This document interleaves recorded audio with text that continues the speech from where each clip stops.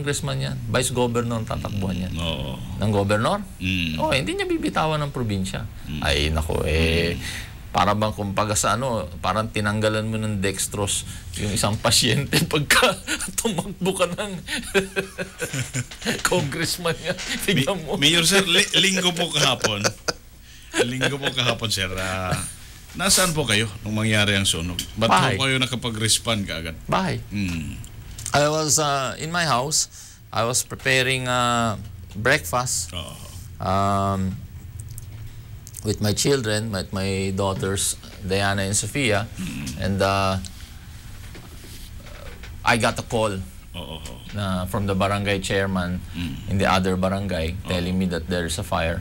So immediately, I was able to look out the window. Nakita ko, laki ng usok na to. So immediately, I called the department that are involved. I called the Tomeco, kay Buddy Estudillo, tinawagan ko kaagad. I called up the General Services, si Brando. I called him up, sabi ko, you better send our water tankers there because malaking sunog to, sa tingin ko, kukulangin ng tubig. And then we need now the Tomeco also to establish a perimeter together with the police. Kasi alam nyo, pag may sunog ng ganyan, lalo na sa mga areang ganyan, nahihirapan din pumasok ang bumbero dyan Nick, kasi nagtatakbuhan yung mga tao, magkabila, kakagulo-gulo dyan, so nahihirapan pumasok yung bumbero, sabi ko. At minsan, they're carrying their appliances, it's in the middle of the street, so hindi makadaan ang bumbero. So, immediately I asked these people to immediately come out. And then I called the rest when I was already there, like the DSWD and the CSWD and the City Health Office now to respond naman to victims that are hurt or that are suffering from inhaling smoke. So yun na naman ang ginawa namin right away. Kunin ko na pagkakataon na ito, ano pang mga dreams ni Mayor Alfred for Tacloban City in the next months and years to come? Well, ako naman, before I leave, really, alam mo Nick, ang concentration ko dito sa syudad are two things It's not only infrastructure, but really setting the correct mindset of the people. Trying to get many people as I can involved in government and having the right mindset. Kasi ang problema nito, even though we have infrastructure, pero yung attitude pa rin ng mga tao ay bulok. Hindi tayo aangat You see? Nakikita ko na marami naman nagbago, maraming mindset na ngayon na talagang nag-iisip ng mga Tacloban at saka moving forward. Productive na. Yan, importante yan. They're productive, they're working hard, they're doing, they're concentrating and they see now the real picture. You see, this is important that they're seeing now the real picture. So ito ngayon ang focus ko na nakikita na focus. That's why we're moving now to livelihood. I've been busy this last couple of weeks dahil nag-set kami mga fish trap. Nagbigay kami ng mga rice tracers sa mga farmers. Nagbigay pa kami ng iba-ibang equipment. And then now we're even looking for carabaos to be purchased for our farmers in helping them sa north. And then now we're looking also, like Christina, tuloy pa rin niya yung Christina's Learn and Earn niya, which is concentrated really sa mga kababaihan. And we're now focused on that. It was difficult for me the last 2 years, alam mo, kasi yung ginawa nila. Nung pinahirapan tayo sa tubig kasi, para yung focus, yung budget natin lahat, napunta na dun sa tubig See, imbes na we concentrated on the other problems already, sinadya nila ata yan para yung focus naging sa tubig Ayan ang naging problema. And then of course, itong sa mga parade.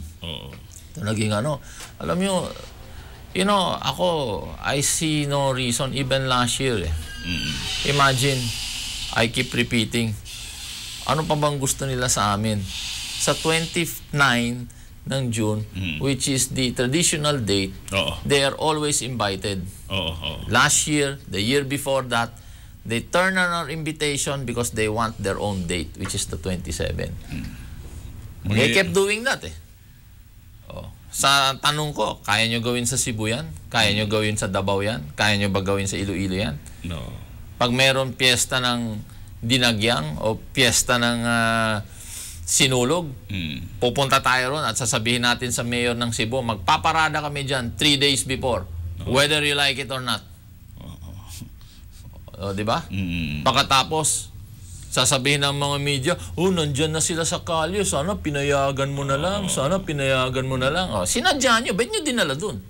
If you are responsible leaders, why did you bring your people there? Why did you bring children there, knowing that you don't have the authority, neither do you have the permits and all that? Gugulo lang kayo. Sinubo nyo yung mga bata. Diba yun naging issue last year? Now, even we saw that itong sa RTR Plaza, hindi naman syudad lang nag-move na maging Freedom Park yan, sila eh. Nadatnan ko na yan, Freedom Park na yan. Pero ito naman, Nick, sasabihin ko sa'yo, magpakatotoo tayo. Yung ordinance na nagde-declare ng Freedom Park yan, that was an ordinance before I was even mayor. And Tacloban was not yet even a highly urbanized city at that time. But what was funny here is that they declared it as a Freedom Park, but they are not following the definition of a Freedom Park.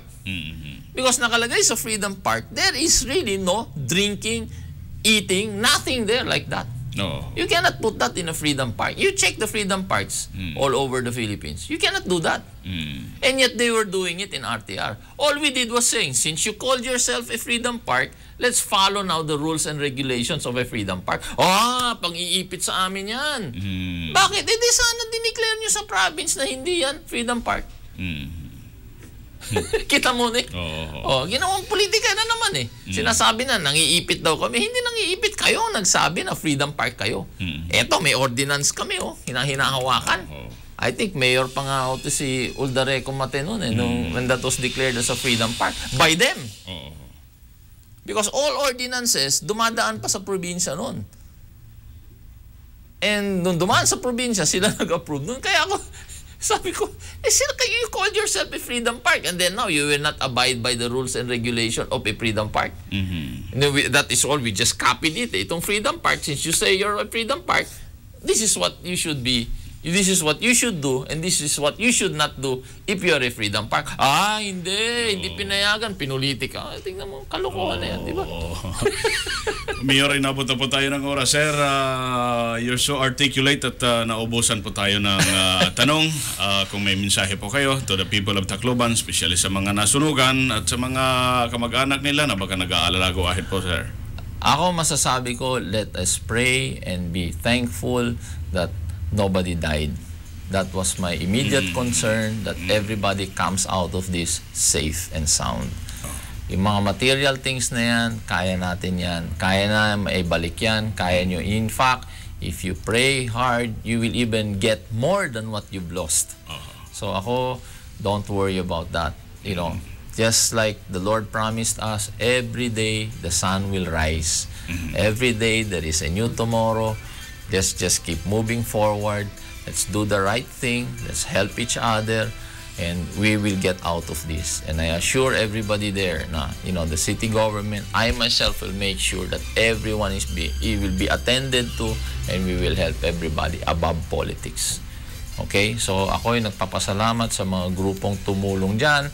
Papasalamat ako sa mga kabataan na yung nakikita ko na umaakyat sa mga atop na mga bahay para lang magbuhos ng mga balding tubig doon. Pasalamat sa inyo, pero next time mag-ingat po kayo. Medyo kinabahan ako sa mga ginawa ninyo dyan.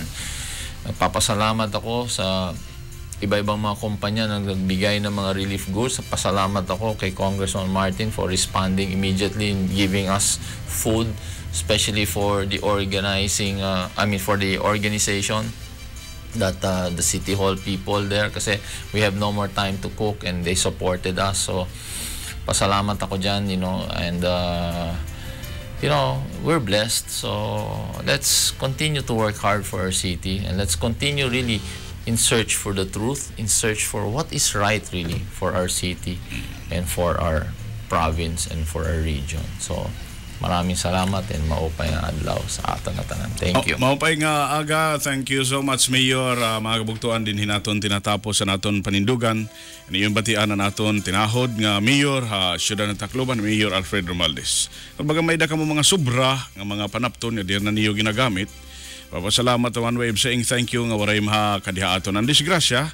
Pwede niyo agi ha PRTV, pwede niyo diretso na ngadto.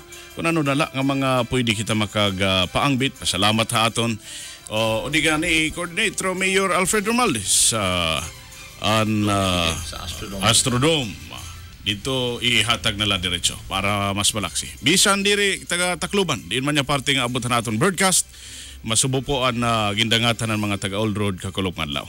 Inhinik Ismali, maupay nga tak na ayo nga tanan. Salamat sa niyo pagkita ngan pamati. Good day, ayo nga tanan. Karamdan, magpapahayag ang tindugan mga issues. Panindugan, mga puntos nga kasasarigan para ang kaupayan ng hakatilimba. Tikang hakasing-kasing nga komentaryo. Panindugan!